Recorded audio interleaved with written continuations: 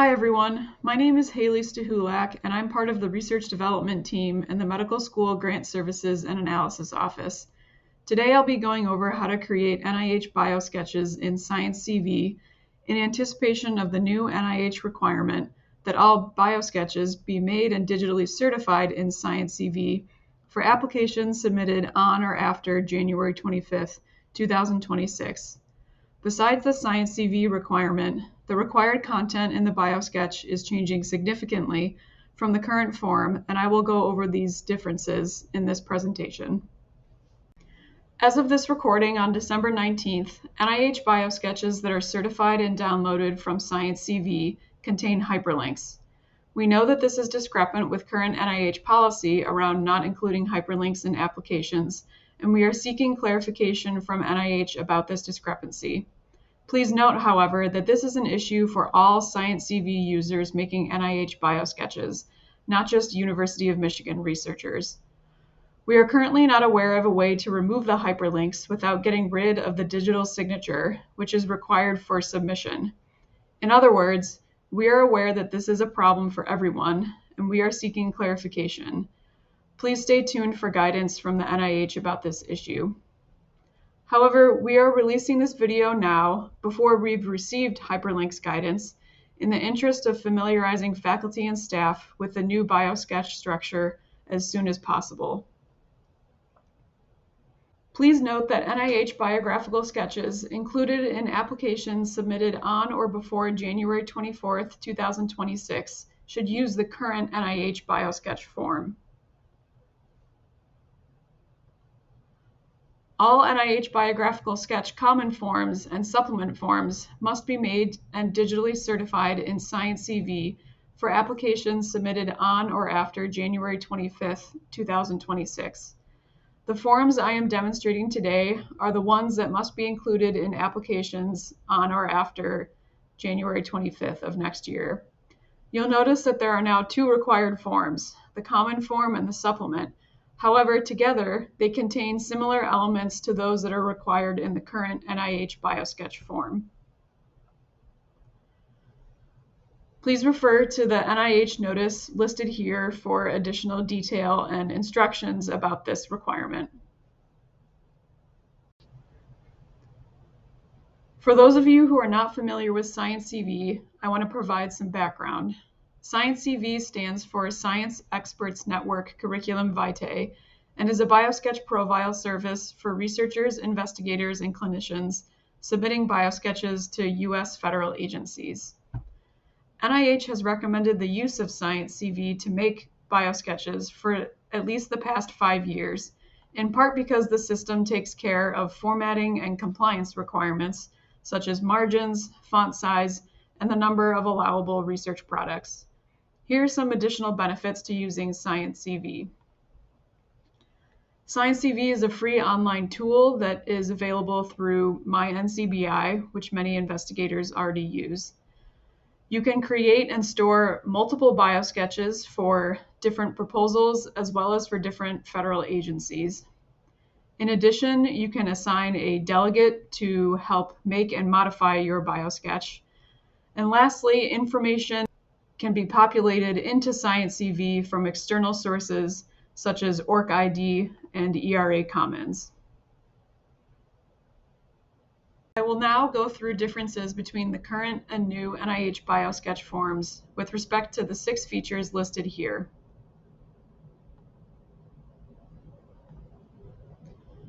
All senior and key personnel must now have both an ERA Commons account and an OrcID account. Whereas the ERA Commons ID is required on the current form, the new forms in SciENcv require your OrcID number. You must therefore link your SciENcv and NCBI accounts to your OrcID account. The current form allows a maximum of 4 research products to be listed in the personal statement and a maximum of 20 spread over 5 contributions to science. In the new forms, a total of only 10 research products may be listed. The citations are not listed in the personal statement or the contributions to science. Instead, they are listed in a separate product section in 2 categories. A maximum of 5 products may be listed in a section called Products Closely Related to the Current Project, and a maximum of 5 research products may be listed in a section called Other Significant Products, whether or not related to the proposed project. Honors positions and scientific appointments will now be listed in 2 places. A maximum of 15 honors will be allowed in the common form. Positions and appointments will be listed in the supplement form. All U of M positions, no matter the time frame, may be listed. However, positions outside U of M, for example, service on a study section or service to a medical society, should only be included if the position was held in the 3 years preceding the grant application. For example, you should not list service on a study section from 2020 on an application you submit in 2026. NIH is trying to streamline the Biosketch, so this requirement, plus the reduced number of research products, are ways they are accomplishing this. In the current forms, full citations are listed below each relevant contribution to science. While you may still include a maximum of 5 contributions to science, as you'll see in the demonstration, they must only reference research products that you list in the common form. In the demo, we will go over how NIH recommends you refer to research products in the contributions to science. However, please note that full citations may not be listed. There is no longer any way to include a link to a complete list of citations in my bibliography in the new NIH Biographical sketch forms. You must therefore be very strategic about which 10 research products you include in your Biosketch. Finally, the PDF document cannot be edited and submitted as part of an application after download from SciENcv. Any changes to the document must be made in the SciENcv platform, and the document must then be recertified. I will now move from PowerPoint over to the internet to demonstrate how to create an NIH Biosketch in SciENcv. This is the link you should go to access SciENcv if you'd like to follow along with me. If you log in at the link that I provided on the PowerPoint slide, you should be taken to the SciENcv landing page shown here. You can see that there's a list of documents that I've been working on in preparation for learning these new forms and for this demo, but this just speaks to how many forms you can store in here. I even have one for a different agency, which you can do if relevant. However, if you happen to already be logged into my NCBI, you might be taken to a page that looks like this. Yours might have additional panels of information compared to what I have here. However, to get to the SciENcv landing page, you'll just come to the SciENcv panel and click Manage SciENcv here. So now I'm going to get into the demonstration and click Create or click New Document. So I'm going to name it this, and then document type, you want to click NIH Biographical Sketch Common Form. And although supplement is not in the name of this title, the supplement form is contained within the same system. You should not use NIH Biosketch for creating biosketches for applications due on January 25th or later. This NIH Biosketch is the current form. So again, in preparation for submitting biosketches on or after January 25th of next year, you're going to want to click NIH Biographical Sketch Common Form. So there's a few different ways to get started here. If your OrcID profile is well updated, you could populate information from there, or you could start from your ERA Commons account. If you happen to have been practicing in SciENcv or already use SciENcv, you can use an existing document, even one from a different agency. However, for today, since a lot of investigators will be using SciENcv for the first time, I'm going to start with a blank document. So you'll notice that this download PDF button is not active, and that's because I haven't filled anything out yet, which makes sense. However, even if I have 5 out of the 6 sections filled out, this download PDF button won't be active. So it will only be active once you have fully completed both the Biosketch Common form and the supplement form. So you can see that we're starting with the Biographical Sketch Common form, and there are sections A, B, and C for the common form. And then we get to the Biographical Sketch Supplement, which also has sections A, B, and C. You may also have noticed while I'm scrolling that each section comes with its own instructions, which is great and very convenient. I will highlight pertinent aspects of each of the section instructions as we go through this demo. In addition, I will provide a preview and links to the full set of instructions for the common form and the supplement at the end of this presentation. So let's get started. So this is information that will be included in the header of both the common form and the supplement. I have already linked my ERA Commons account and my OrgID account, so that information shows up here. You'll notice that position title is blank for now, which is okay. We'll come back to that later. So first section, professional preparation. This is essentially the same as the current education and training section of the current NIH Biosketch form. So here you'll be listing, as the instructions say, your education and training in reverse chronological order by start date.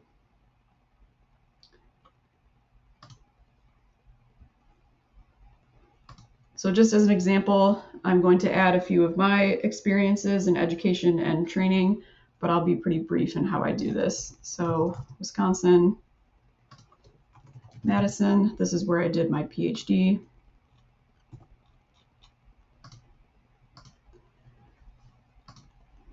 There's lots of other degrees listed there, though, don't worry. And this system is nice because it will give you an error if you happen to input an end date that precedes the start date, right? Doesn't make sense to have graduated in 2012 if I started in 2013, so I need to edit this. Now I will save and add another entry here. I'll do my undergrad.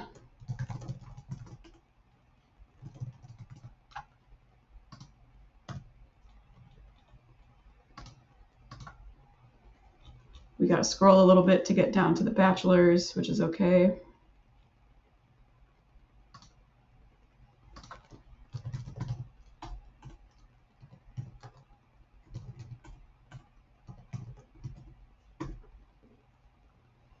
And just to show you how this works, even if I add items out of order, I'll now add my postdoc. So this was done at Michigan.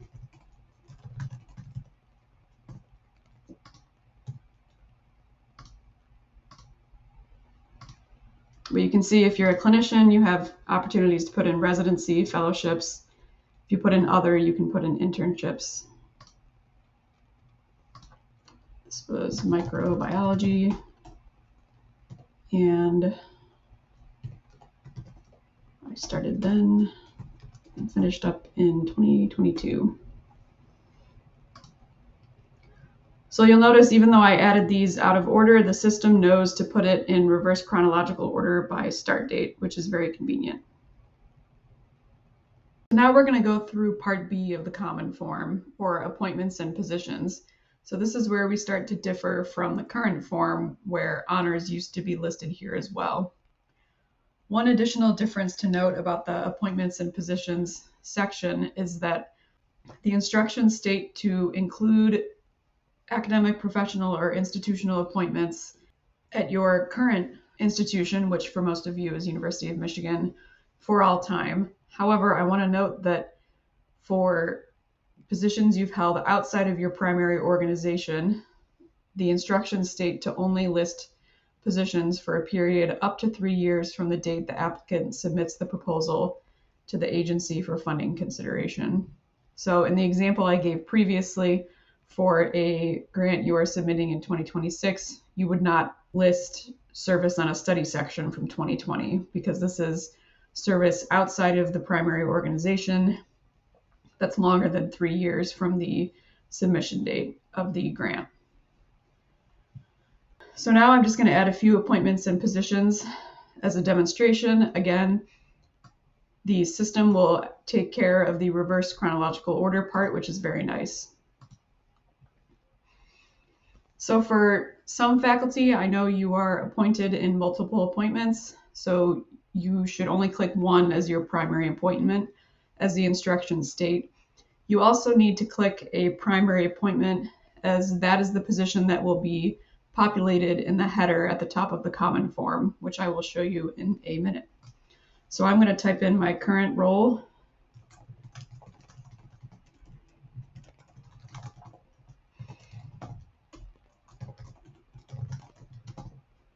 Going kind of quick here.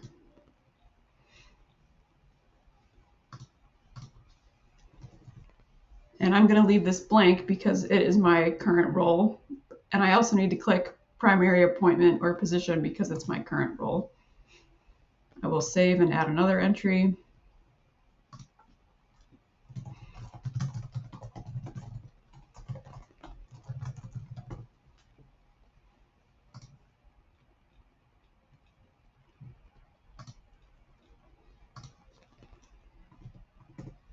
And because this is not my current role, I will obviously add an end date. And again, you will get an error if your end date precedes your start date, which is nice. So now you can see it's listed my roles in reverse chronological order. And if we scroll back up to the header, it has now populated my primary appointment as a large team grant specialist into the header. Now we're going to move on to part C of the NIH Biographical Sketch Common Form. So this is again a big difference from the current NIH Biosketch. It's a whole new section called Research Products, and it's divided into two subsections: products closely related to the proposed project and other significant products highlighting contributions to science. So whereas you used to list full citations below the personal statement and below each of your contributions to science, now your citations will be housed in one section, again called Research Products in the Common Form. There's instructions here on what are considered acceptable products. I know for many of you this is publications, but I want to highlight that you can include other products as well, such as inventions, patents, websites, or conference papers and presentations. So for products closely related to the proposed project, you can select up to 5, as well as for the additional subsection here.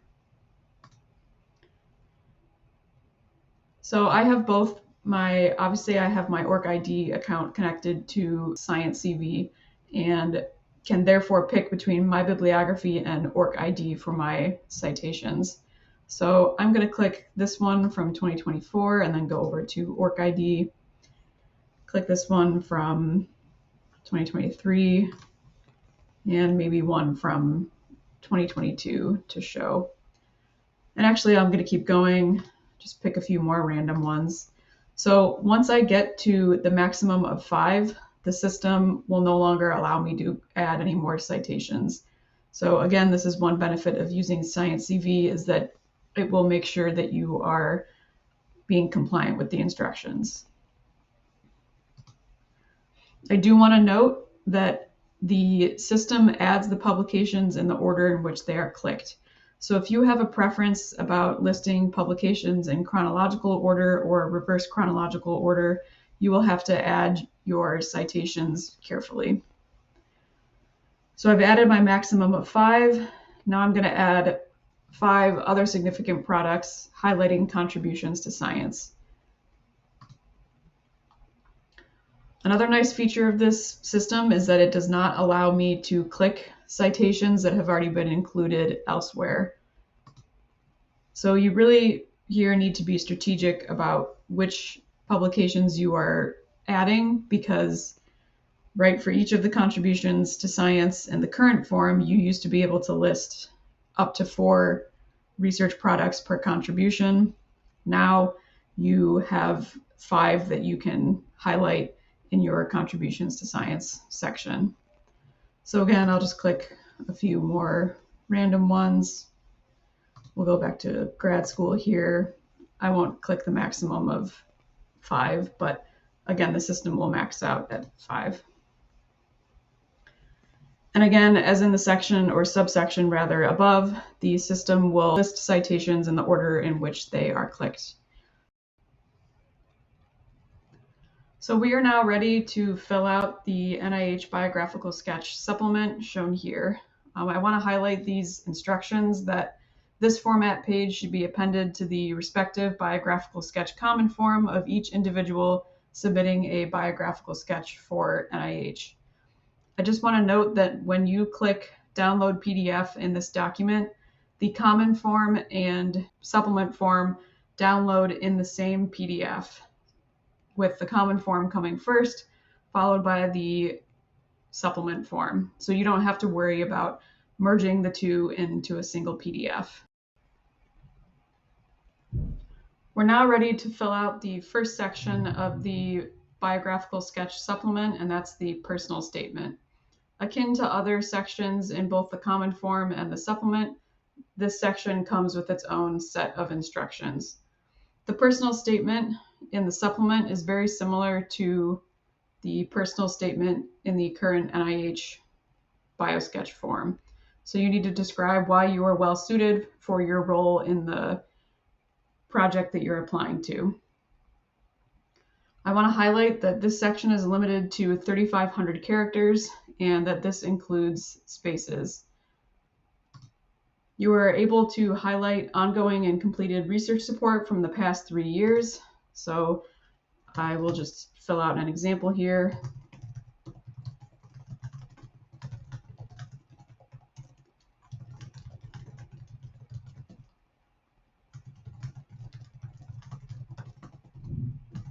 With a fake R21, for example.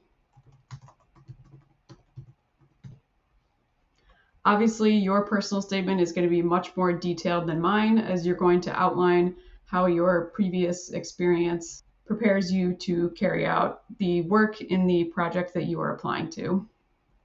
And again, you're limited to 3,500 characters, and that includes spaces. And we'll save and move on to the next section.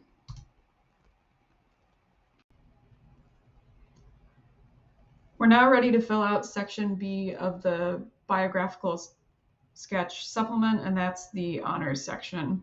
So again, this used to be in the same place together with the positions and appointments, but now honors are listed separately in the biographical sketch supplement.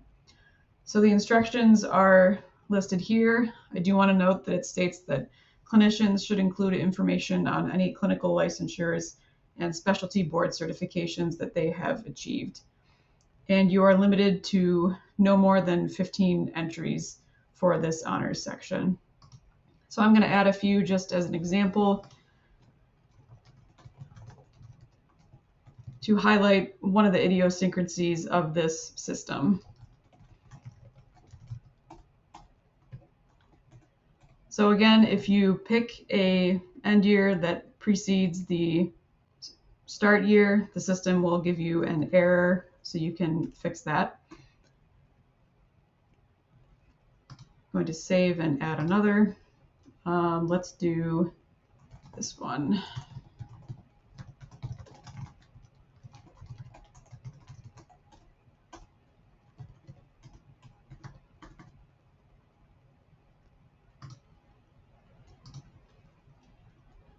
So one thing I've noticed is that when you add an honor the first time, you are able to have the start and end years the same. And then this is listed in reverse chronological order.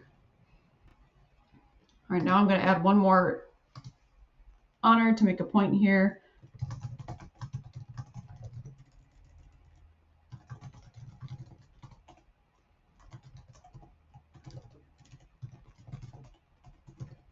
and do a single year honor since the end year is optional.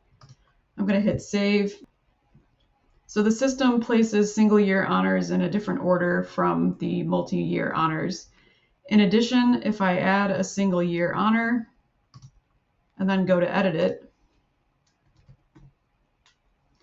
I am not able to do the same thing that I did, for example, with the NSF Graduate Research Fellowship and make the start date the same as the end date. So this is one idiosyncrasy to this system. Again, I'll just demonstrate that again with a different honor.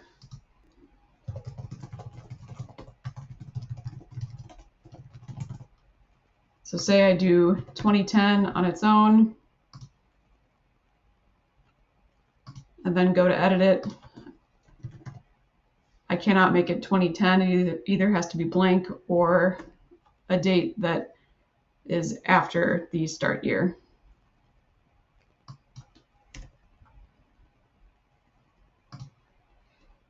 So depending on your preferences and how you'd like your honors to show up, you should make single year honors such that they have the same start and end date if you want them to be in order. However, if you have no preference, you could just leave the start year and not fill out the end year. And again, this section is limited to a maximum of 15 honors. We're now ready to fill out the last section of the biographical sketch supplement, and that's the contributions to science. So the instructions are fairly similar to those for the current NIH Biosketch form with a few exceptions. So you are still allowed to have a maximum of 5 contributions to science, and each must contain the following 4 sections. Figures, tables, and graphics are not allowed. You are also not allowed to provide full citations anywhere in the biographical sketch supplement, and that includes the contributions to science. The full citations, remember, are listed in the research products sections of the common form. So now, instead of listing full citations at the end of each of the contributions, you are meant to reference any number of those 5 products that you listed in the other significant products section of the common form. Again, there's no specific format for referencing the products in this section. However, NIH does provide a few recommendations here that you can read. Each contribution is limited to 2,000 characters. So I'm going to add a few as an example. And I might refer to one of my publications as Brown et al. 2023. I will add another one.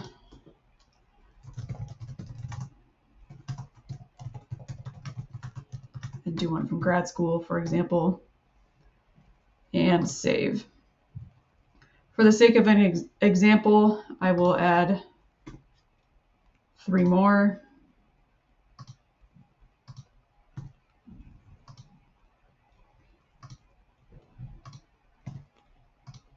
So when you've reached the maximum of 5 contributions, you're no longer able to add any. In addition, one nice feature of this system is that you are able to change the order of contributions. Say, for example, you use a completed biosketch as a template for a new grant that you're applying to, but you want to highlight contribution 2 for that new grant. All you have to do is click up, and then it will be turned into contribution to science number 1, which is super convenient. Before showing you a draft of this biosketch, I just want to end with a few reminders in this contributions to science section.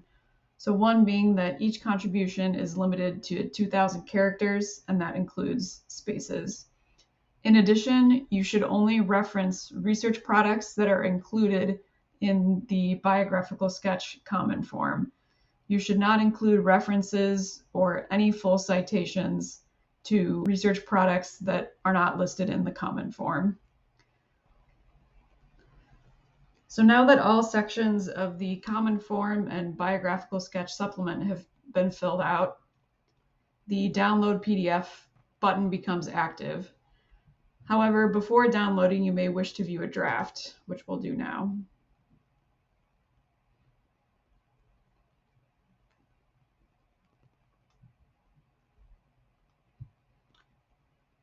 So here you can see that the common form is provided first. And then next we have the biographical sketch supplement.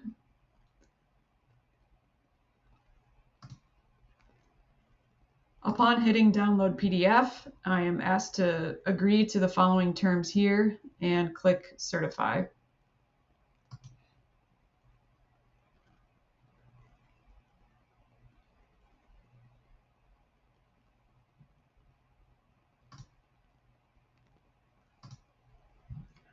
Now in the final certified form, the draft watermarks have been removed. And in addition, we have that certification at the end of both the common form and the Biosketch supplement. Now that I've done a demonstration in SciENcv, I would like to go through some idiosyncrasies we've observed in the SciENcv system. One issue I've already addressed is that hyperlinks are being retained in the Biosketch, which you can see here. The next point is not so much a problem, but I just want to point out and highlight again that research products are listed by the order in which they are clicked. They are not automatically listed chronologically or reverse chronologically. If you have a preference one way or another, you'll have to add these carefully. While it is nice to include spaces between paragraphs to create white space, this is not possible in SciENcv, demonstrated here in the personal statement or where I tried to create space between the contributions to science. Additionally, honors are not listed in reverse chronological order if they only occur in a single year. I would now like to move on to a discussion of the delegate process in SciENcv. A delegate is someone besides the investigator who can make and edit a biosketch for the investigator. So delegates can help edit and prepare the biosketch, but they cannot perform the final certification step. The investigator must log into SciENcv to certify their documents. In addition, the investigator, not the delegate, has the ultimate responsibility to ensure that their biosketch documents are complete and accurate.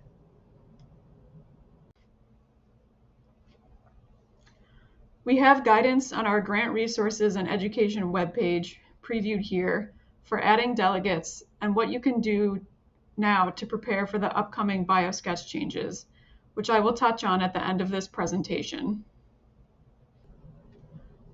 I'm now going to move back to SciENcv to show you how to add a delegate to your SciENcv account.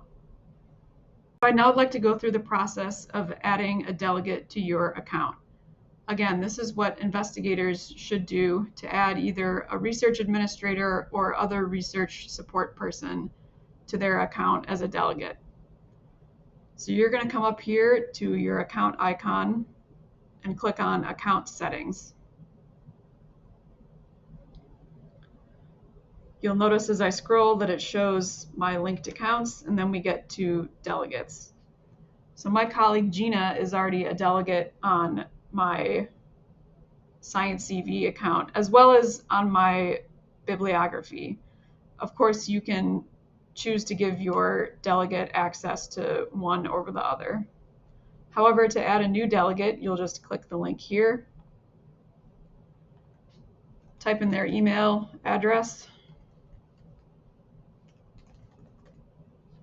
and hit Save. The delegate will then receive an email notifying that you've granted them access. And if they don't have a MyNCB account, they will be invited to register. For delegates who don't have an NCBI account, there are several ways to create one, including via your ERA Commons account, Google, OrcID, login.gov, or your UMich credentials. Once delegates have access to your account, the process for them to make and edit biosketches for you is nearly the exact same as it is in the demonstration that I did earlier. Delegates will go to the MyNCBI dashboard, and here look for their list of delegated CVs. So I am a delegate on my colleague Sarah's SciENcv account. So I will click here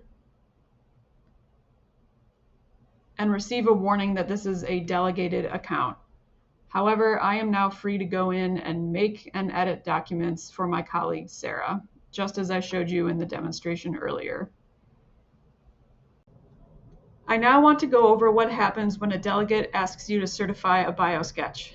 This slide contains a screenshot of the subject line in an email inbox and the body of an example email you would receive when a delegate requests that you certify a biosketch. You'll notice that both contain the name of the document that the delegate has asked me to certify, in this case, Haley New Form. The email also indicates which delegate made the request. You can click on the link in the email to be taken directly to the biosketch your delegate asked you to certify, or you may simply go to SciENcv on your own to certify, but you need to be sure to certify the correct biosketch.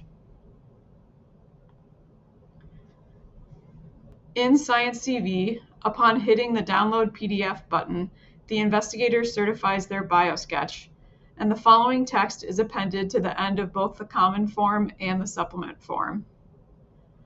The delegate is now able to log in and download the biosketch as well. However, if any edits are made to the biosketch in SciENcv, either by the investigator or the delegate, it must be recertified by the investigator.